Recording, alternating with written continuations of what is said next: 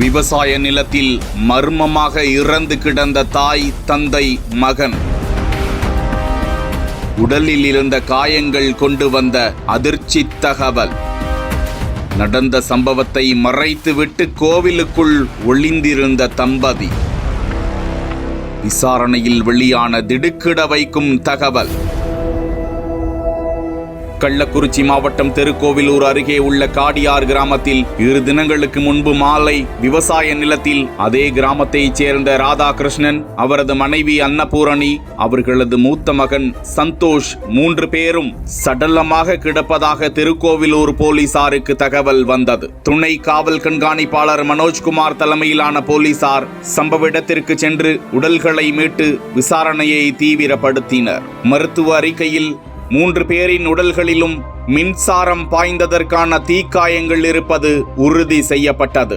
இதையடுத்து இறந்த 3 விவசாய நிலம் அருகே மக்காச்சோளம் பயிரிட்டிருந்த அதே பகுதியைச் சேர்ந்த ராமமூர்த்தி என்பவரை சந்தேகத்தின் பேரில் தேடிச் சென்ற போது அவர்கள் குடும்பத்தோடு தலைமறைவாகி இருப்பது தெரிய வந்தது. சந்தேகத்தின் பேரில் தனிப்படை அமைத்தது போலீஸ்.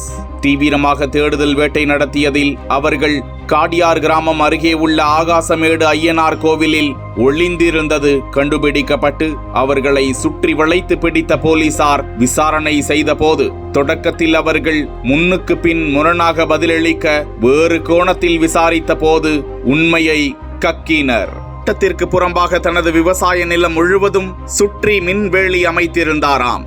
அறியாத ராதாகிருஷ்ணன், அன்னபூரணி மற்றும் அவர்களது மகன் சந்தோஷ் ஆகிய 3 தங்களது விவசாய நிலத்திற்கு செல்வதற்காக சென்று கொண்டிருந்த போது மின்வேலியில் சிக்கி 3 நிகழ்விடத்திலேயே பலியானார்களாம். இதனை பார்த்து அதிர்ச்சியடைந்த ராமமூர்த்தி உடனடியாக மின்வேலியினை துண்டிப்பு செய்து மின் கம்பிகளையும் கட்டைகளையும் அங்கிருந்து அப்புறப்படுத்தி தலைமறைவாகி இருந்தது கண்டுபிடிக்கப்பட்டது.